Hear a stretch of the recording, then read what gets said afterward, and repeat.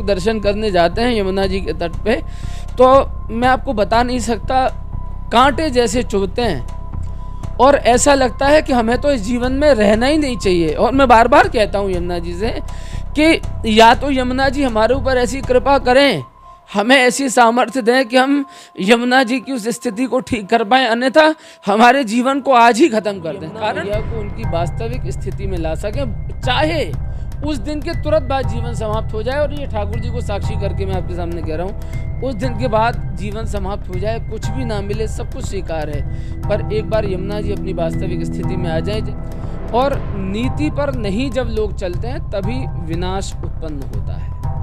आज हम एक तरह से देखें तो बिल्कुल स्पष्ट मैं बोलना चाहता हूँ कि आज राजनीति का लोगों के द्वारा विनाश किया जा रहा है। बंदरों की समस्या तो टोटल निगम का ही अधिकार है, प्लस आपने कहा नालों की समस्या, जो पानी भराव की समस्या है वो निगम का अधिकार है, प्रकाश की जो व्यवस्था है वो निगम का अधिकार है। तो आप अपने अधिकार क्षेत्र में कितने दिन में, क्योंकि निगम गठित हुए भी अभी काफ़ी टाइम हो गया, आप कोई बहाना नहीं बना सकते हैं, आप कितने दिन में कितनी कितनी व्यवस्था को सॉल्व करने वाले हैं।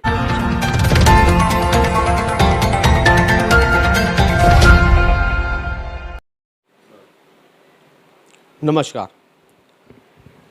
नगर निगम के चुनाव संपन्न हो जाने के बाद अब रिजल्ट आने की बारी है, जो कि 13 मई को आने वाले हैं, जिसमें कि पता चलेगा कि मथुरा का मेयर कौन बनेगा और कौन जनता के जो सरोकार हैं उनको पूरा कर सकेगा। चर्चाओं का बाजार बहुत गर्म है। हर प्रत्याशी और उसके समर्थक पुरजोर यही बात कह रहे हैं कि हमारी पार्टी या हमारा प्रत्याशी मेयर बनने जा रहा है। भविष्य की गर्त में अब आगे आने वाले समय में पता चलेगा कि क्या होगा।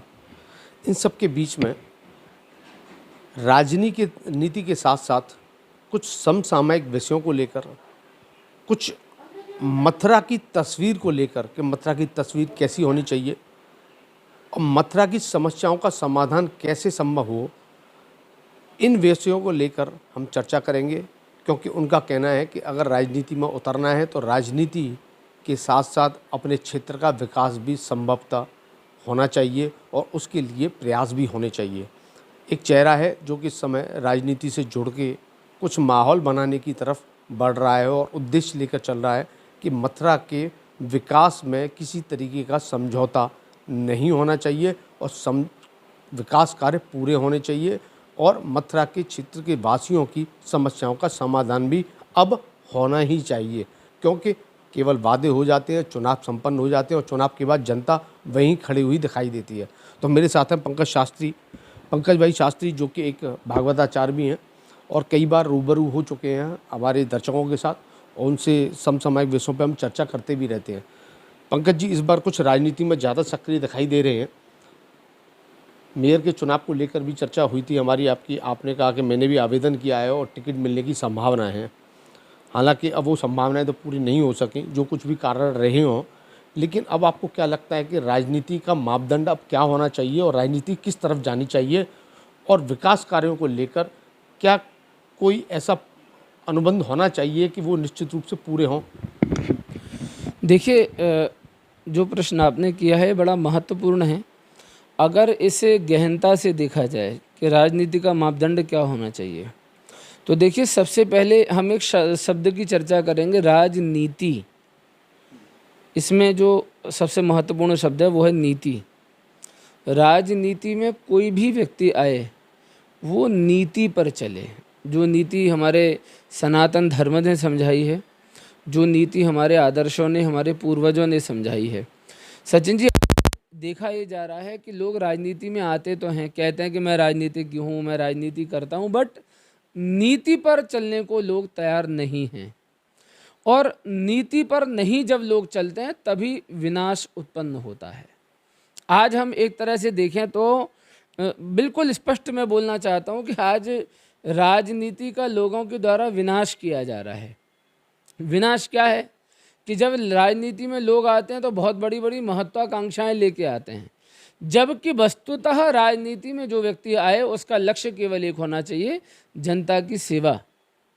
कोई भी व्यक्ति, आप चुनावों में आपने देख लिया, जो भी चुनाव लड़ता है सेवा भावी, जनसेवी, समाज सेवी, संघर्षशील, प्रयत्नरत और निर्भय, निर्भीक, निडर, ये सब संबोधन जो उसके सामने लगते हैं वो केवल चुनाव भर के लिए लगते हैं। अब बड़ा आश्चर्य होता है, चुनाव के बाद वो सारे लोग खो जाते हैं। तो मैं किसी की निंदा नहीं कर रहा हूँ, ये कटाक्ष नहीं है। मैं तो केवल, जब आपने नीतिगत प्रश्न किया है तो देना ही देना है कि नीति पर चल के अगर ये सारी प्रक्रिया हो तो बहुत अच्छी चीज़ है। और मैं केवल एक बात मानता हूँ कि जो लोग, जो जनप्रतिनिधि हैं या जो बनते आ रहे हैं, उनसे केवल मैं एक बात कहूँगा कि हमारे मथुरा की जनता की सेवा हो, हमारे सनातन धर्म की रक्षा हो, और जितनी चीज़ें जनता को अपेक्षित हैं जनप्रतिनिधियों से, उन पे हम खरा उतरें, ऐसी निश्चित रूप से हमारी अभिलाषा होनी चाहिए। शास्त्री जी, मैं आपको आपने जो बहुत अच्छी बात कही, सनातन धर्म की बात की, मैं धर्म के साथ जो और उससे भी ज़्यादा महत्वपूर्ण बिंदु है उसकी तरफ आपको लेके चलना चाहूँगा। क्योंकि जब भी चुनाव होते हैं या जो कोई भी जनप्रतिनिधि बनता है, वो सनातन धर्म के थ्योरी पे नहीं बनता है, वो एक लोकतंत्र की थ्योरी पे बनता है। लोकतांत्रिक प्रक्रिया से ही चुनाव संपन्न होते हैं और लोकतांत्रिक प्रक्रिया के द्वारा ही वह ओथ लेके, शपथ लेके उस पद को ग्रहण करता है। तो जब यहाँ किसी एक धर्म को लेकर चलने की बात नहीं हो रही है, यहाँ पे बात होती है लोकतंत्र कैसे मजबूत हो, और लोकतंत्र के हिसाब से हर एक व्यक्ति महत्वपूर्ण उतना ही महत्व रखता है जितना कि दूसरा व्यक्ति महत्व रखता है। तो जब शपथ लेकर वो लोग उन कार्यों को पूरा नहीं कराते हैं, जिन कार्यों को करने के लिए ही उनको वहाँ उत्तरदायित्व देकर बैठाया जाता है, तो क्या मैंने इसीलिए कहा था कि क्या उनकी कोई दायित्व जो होते हैं उनका निर्वहन करने के लिए कोई मापदंड ऐसा नहीं होना चाहिए कि आपने 5 साल गुजार दिए लेकिन जन समस्याएं वहीं की जस की तस बनी रहती हैं। तो अब क्या उस पर एक विचार नहीं होना चाहिए, क्षेत्र की जनता को उस पर विचार नहीं करना चाहिए, जागरूक नहीं होना चाहिए, और चुनाव के बाद भी उनके पास ऐसे कुछ चीज़ें होनी चाहिए कि जिससे कि वो उनका प्रतिकार कर सकें और उनको दबाव डाल सकें कि इन कामों को आप करवाइए, केवल 5 साल बैठ के आप जा नहीं सकते हैं। देखिए, इसके लिए मेरा जो विचार है वो ये है कि जैसे चुनाव होता है और नेता सब प्रचार करते हैं, सब उनके जितने भी कार्यकर्ता हैं वो घर घर जाते हैं, हाथ जोड़ के वोट मांगते हैं और वादे भी करते हैं, और देखा ये जाता है कि वादे होते हैं, चुनाव जीत जाते हैं प्रत्याशी, तो उनका कद बढ़ जाता है। कद बढ़ने के बाद जनता उनसे कुछ कह ही नहीं पाती। और मैंने भी कई बार ये चीज़ों का अनुभव किया है। बंदरों की समस्याओं को लेके, यमुना जी की समस्याओं को लेके हम लोगों ने कितना संघर्ष किया, आप लोग जानते हैं। पर जब चुनाव जीतने के बाद उन लोगों का कद बढ़ जाता है तो वो अपने आप को राजा मानने लग जाते हैं। उसमें गलती उनकी नहीं है, उसमें गलती जनता की है। मैं भी जनता का ही एक हिस्सा हूँ। मैं ये मानता हूँ, और ऐसा होना भी चाहिए, कि जब चुनाव जीत के कोई भी प्रत्याशी आए तो एक सभा इस तरह की जरूर हो कि फिर जनता में जो भी लोग अपने आप को योग्य मानते हों या जिनको जनता चुने, ऐसे बुद्धिजीवी लोग इकट्ठे हों, ऐसी एक सभा हो, उस जनप्रतिनिधि को जो चुन के आया है। देखिए, जीतने के बाद की थ्योरी अलग होती है और जीतने के बाद की थ्योरी अलग होती है। पहले वो एक प्रत्याशी होता है, बाद में वो एक पद पे चला जाता है, तो उसकी भी मेंटलिटी तो चेंज होगी। तो चेंज होगी तो हमें कम से कम थर्मामीटर ज़रूर डाल लेना चाहिए एक बार, कि आप जब मेयर नहीं थे, घर घर हाथ जोड़ने आ रहे थे, तब हम आपको मिले थे, तब भी हमने समस्याएं कही थी, आपने सुनी थी। आज जब आप जीत गए हैं तो आपके अंदर कितना धैर्य है, आप कितने धैर्य के साथ हमारी समस्याएं सुन सकते हैं। करना तो बात की बात है, पहले सुन कितने धैर्य से सकते हैं, इसके लिए एक सभा का आयोजन नगर वासियों के द्वारा होना चाहिए। उस जनप्रतिनिधि को मंच पर बैठा के और जनता को, बुद्धिजीवियों को अपनी बात रखनी चाहिए कि चुनाव से पहले ये विषय हुए थे, अब आप स्पष्ट करें कि आप क्या रणनीति लेके आगे जाएंगे। आप उसी विषय पर आपने बहुत अच्छी अपनी तरफ से रखा कि जनता को भी जागरूक होना चाहिए। शास्त्री, देखा गया जब विनोद अग्रवाल जी मेयर पद प्रत्याशी आपके क्षेत्र में प्रचार के लिए आए तो आपने उनका बहुत भव्य स्वागत किया। स्वागत करने के साथ साथ आपने एक बात उनके सामने ही रखी थी, क्योंकि मैं मौजूद था, प्रत्यक्षदर्शी था, मैंने सुना भी था कि अगर यमुना जी का कार्य नहीं होता है तो किस काम का मेयर, आपने ये बात कही थी। अब आपको क्या लगता है कि कोई भी अगर मेयर प्रत्याशी चुन के आ जाता है और क्षेत्र की जो मूलभूत समस्याएं जो उसके अधिकार क्षेत्र में हैं, मैं ये नहीं मानता हूँ कि संभावित है कि वो काम करे यमुना जी के लिए, लेकिन उनका एक सीमा है, उसके अंदर ही वो काम कर सकता है। लेकिन एक बंदरों की समस्या या मीठे पानी की समस्या या जल की निकासी की समस्या, जो कि बरसात के समय में बुरी हालत आदमी त्रस्त हो जाता है, या क्षेत्र में जो विद्युत लाइट की जो प्रॉब्लम रहती है, प्रकाश की समस्या है, वो सब चीज समस्या ऐसी हैं जो जनता से सीधी जुड़ी हुई हैं। उनका समाधान कभी होने की बात होती है, लेकिन वो पूर्णतः समाधान नहीं हो पाता। इतने साल सरकारें इतनी बन जाने के बावजूद भी हम लोग आज भी उन परिस्थितियों में जी रहे हैं जिनमें शायद कि हमें आज नहीं होना चाहिए था, वो जिन सरकारों की समस्या रही हो। अब आपको क्या लगता है कि इन समस्याओं के समाधान अगर नहीं होते हैं तो जनप्रतिनिधियों का जो रवैया है, उन रवैये को तोड़ने के लिए जनता को ऐसे क्या कदम और उठाने चाहिए जिससे कि वो मजबूर हों और उन मूलभूत समस्याओं का समाधान कराए, निश्चित रूप से करा सके? क्या उनके पास कोई विकल्प चुनाव के बाद, वोटिंग के बाद बच जाता है? नहीं, देखिए, वोटिंग के बाद तो जनता के पास कोई विकल्प बचता ही नहीं है, क्योंकि जनता अपना जो आदेश है वो कर चुकी है कि किसको जिता के पहुंचाया जाए। पर हाँ, इतना ज़रूर है न कि जो भी चुन के आता है उसके ऊपर जनता का इतना कंट्रोल ज़रूर होना चाहिए, क्योंकि जीतने के बाद लोगों के हिसाब बदल जाते हैं। फिर वो ये सोचने लगते हैं कि अब तो मैं मेयर हुआ, मैं विधायक हुआ, मैं सांसद हुआ, अब जैसे मैं चलाऊंगा वैसे चलेगा। नहीं, ये गलत है। जिन्होंने आपको आशीर्वाद दे के भेजा है, आप उनके प्रति जरूर आदर की भावना रखें, और आपका कर्तव्य है और जनता का भी ये कर्तव्य, मैंने जैसे पहले कहा कि ठीक रिजल्ट के बाद जैसे उनका शपथ ग्रहण हो, आप तत्काल एक सभा का आयोजन करें, और सभा का आयोजन करने के बाद आप उनको ये याद दिलाएं कि आपने कुछ वादे किए हैं। अब जरा जनता के सामने स्पष्ट करें कि आप क्या रणनीति लेके आगे जा रहे हैं। और यमुना जी की एक समस्या है, जितना भी अधिकार क्षेत्र निगम का है वो, बंदरों की समस्या तो टोटल निगम का ही अधिकार है, प्लस आपने कहा नालों की समस्या, जो पानी भराव की समस्या है वो निगम का अधिकार है, प्रकाश की जो व्यवस्था है वो निगम का अधिकार है। तो आप अपने अधिकार क्षेत्र में कितने दिन में, क्योंकि निगम गठित हुए भी अभी काफ़ी टाइम हो गया, आप कोई बहाना नहीं बना सकते हैं, आप कितने दिन में कितनी कितनी व्यवस्था को सॉल्व करने वाले हैं, आप कमिटमेंट करें जनता की। क्योंकि उस समय तो अड़ाम धड़ाम वाला माहौल था चुनाव में, आप स्पष्ट कुछ भी आपसे ना तो पूछा गया था, कारण क्या, प्रत्याशी थे। आप आज मेयर बन चुके हो, तो आप जब मेयर बन चुके हैं तो डेफिनेटली आपका कर्तव्य है, तो आप स्पष्ट करें कि कितने दिन में कौन सी व्यवस्था को सॉल्व करने का आप जो है एक प्रावधान लेके चल रहे हैं, और जनता उस पर टकटकी लगा के बैठी रहे, और जब तक वो ना हो तब तक जनता उनसे दूसरा इंटरव्यू कर डाले कि इतने दिनों में आपने वादा किया था, क्यों नहीं हुआ। जब 5 साल जनता इस तरह से कटिबद्ध रहेगी तो जनप्रतिनिधियों को ये करना ही पड़ेगा, हमें लगता है। पंकज जी, मैंने कटिबद्धता को लेकर सवाल इसलिए आपसे किया क्योंकि मैं अब उस सवाल को और आगे बढ़ाना चाहता हूँ। जब कार्यकर्ता अपने प्रत्याशी को लेकर चलता है, क्षेत्र में भ्रमण कराता है, क्षेत्रवार लेके जाता है, एक घर में पहचान कराता है कि आप हमारा, ये हमारे प्रत्याशी हैं और ये हमारे परिवार हैं, तो कार्यकर्ता की भी अच्छी पहचान रहती है। लेकिन पिछले कुछ समय में देखा ये भी गया है, मैं किसी पार्टी की बात नहीं करूँगा और सब पार्टियों की भी बात कर रहा हूँ, दोनों ही चीज़ें हैं। और आप एक कार्यकर्ता भी हैं, इसलिए महत्वपूर्ण हो जाता है कि आपके लिए जब वो दायित्व बनता है, जब आप स्वागत कर सकते हैं, तो अगर मान लीजिए आपका मेयर आ जाता है तो आपका दायित्व ही बनता है कि आप दरवाजे पे जाके खड़े हो जाएं उसके पे, ये आपका भी दायित्व बनता है। चुनाव के समय भ्रमण कराने के बावजूद भी, एक एक घर में वोट मांगने के बावजूद भी, कार्यकर्ता नारे लगाने के बावजूद भी वो कहाँ पिछड़ जाता है कि जनता के ऊपर सारी चीज़ें आ जाती हैं, वो कार्यकर्ता गायब हो जाता है पिक्चर से, और क्षेत्र में उन समस्याओं का समाधान कराने के लिए वो अपने जो प्रतिनिधि हैं उसको ला भी नहीं पाता है। तो ऐसे में आप कितने प्रतिबद्ध हैं कि अगर आज ऐसी आपकी, मान लीजिए आपका मेयर चुन के आ जाता है, क्षेत्र का मेयर, हालांकि जब वो मेयर चुन जाता है तो किसी पार्टी का नहीं रहता है, वो समस्त जनता का हो जाता है, लेकिन आप कितने प्रतिबद्ध हैं कि अगर वो समस्या का समाधान नहीं होता तो आप उसे लाकर अपनी क्षेत्र की समस्याओं को से अवगत कराकर और सामने उनका समाधान करा पाएंगे?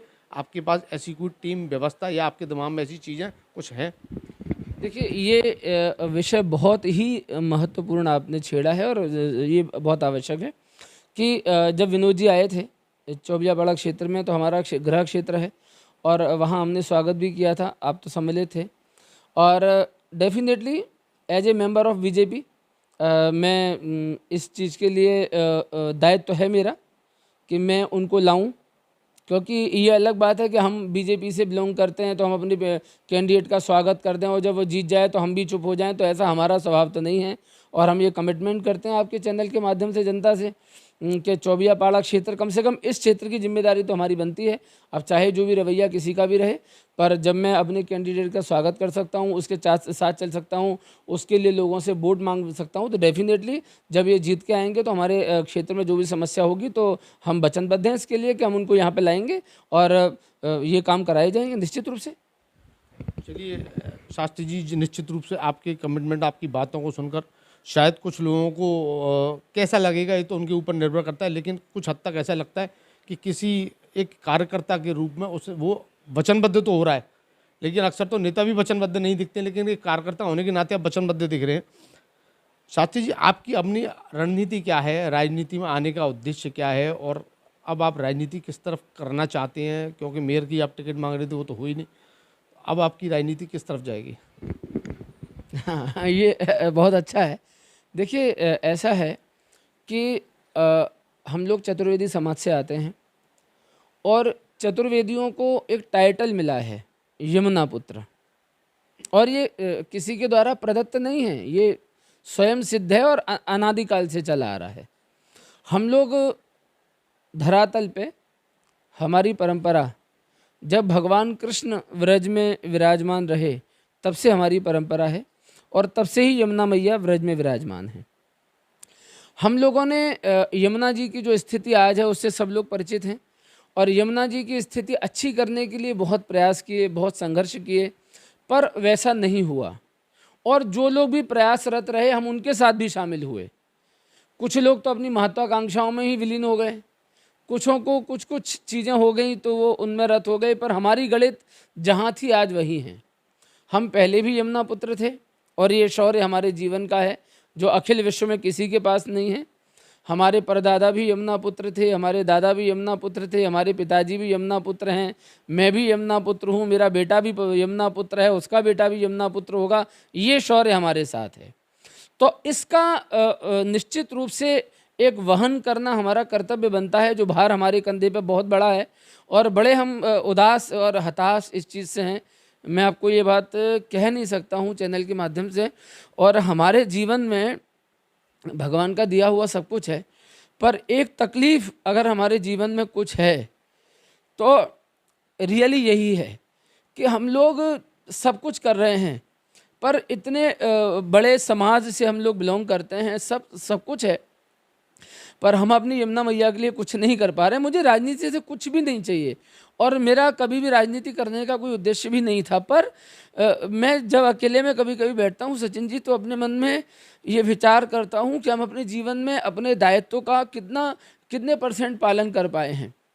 हर लोग कहते हैं कि हमारे माता पिता के प्रति हमारा दायित्व है, पर यमुना जी हमारी मैया हैं, उनकी स्थिति ऐसी है, हम लोग देख रहे हैं, तो क्या हम उस दायित्व का पालन कर पा रहे हैं?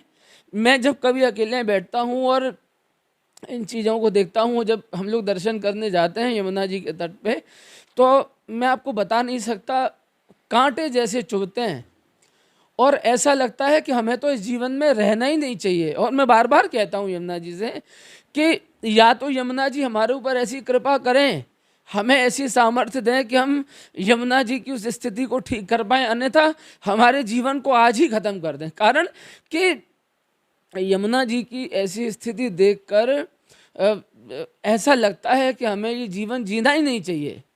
क्या मतलब है इसका? और मेरा राजनीति में पैर रखने का, चाहे जिसका जो भी होगा, लोग जो भी समझते होंगे, पर मेरा राजनीति में पैर रखने का केवल एक उद्देश्य है कि हमने बहुत प्रयास किए, बहुत नेताओं के हाथ जोड़े। केवल मैं यमुना मैया से ये प्रार्थना करता हूँ कि कोई जिम्मेदारी मेरे ऊपर आए और इस जीवन में हम यमुना मैया को उनकी वास्तविक स्थिति में ला सकें, चाहे उस दिन के तुरंत बाद जीवन समाप्त हो जाए। और ये ठाकुर जी को साक्षी करके मैं आपके सामने कह रहा हूँ, उस दिन के बाद जीवन समाप्त हो जाए, कुछ भी ना मिले, सब कुछ स्वीकार है, पर एक बार यमुना जी अपनी वास्तविक स्थिति में आए। सोच थी वो स्पष्ट कर दी कि आपको ऐसा लगता है कि यमुना जी के जो काम नहीं पूरे हो सके हैं, अगर आपको कोई दायित्व मिलता है तो आप यमुना जी के लिए बिल्कुल वचनबद्ध हैं कि यमुना जी का काम हो। बहुत से लोग आपकी इस बात से सरोकार रखेंगे भी कि वास्तव में यमुना जी की जो प्रदूषण की पीड़ा है वो बहुत ही गहन है, और बहुत आप जैसे कई लोगों के मन में निश्चित रूप से ये एक कांटे की तरह चुभती होगी। लेकिन क्या कह सकते हैं, मैं भी एक जर्नलिस्ट भी होने के साथ साथ एक मथुरा क्षेत्र का निवासी भी हूँ, यमुना जी से सरोकार भी रखता हूँ। तो कहीं ना कहीं पीड़ा होती है और अफसोस भी होता है, और उस राजनीति पर तरस भी आता है कि उस कैसी राजनीति लोग कर रहे हैं जो कि देवताओं में भी भेदभाव कर लेते हैं। एक तरफ देवताओं की मंदिरों की बात की जाती है, दूसरी तरफ दूसरे देवताओं की ये दशा उनको कहीं कचोटती नहीं है, और वो किस तरीके से उस पर अपनी राजनीति की रोटियां सेकते हैं, उसके पैसे को किस तरीके से दुरुपयोग कर रहे हैं या वो अपना पर्सनल सदुपयोग कर रही है, अलग विषय हो जाता है। लेकिन पीड़ा अभी भी बनी हुई है। ज़्यादा लंबा इस पर बात करने का कोई अब मतलब बनता नहीं है, क्योंकि सब दिख चुकी हैं, सारी चीज़ें हो चुकी हैं, चाहे पदयात्रा हो, चाहे अनशन हो, चाहे आंदोलन हो। फिलहाल पंकज शास्त्री जी की जो पीड़ा थी वो सामने लोगों ने आपने देखी कि यमुना जी का अगर कोई काम करने का उनका मौका मिलता है तो वो आगे राजनीति जरूर करना चाहेंगे, और उनकी राजनीति का अंतिम लक्ष्य यमुना शुद्धिकरण ही है। मता समाचार के लिए फिलहाल इतना ही। धन्यवाद।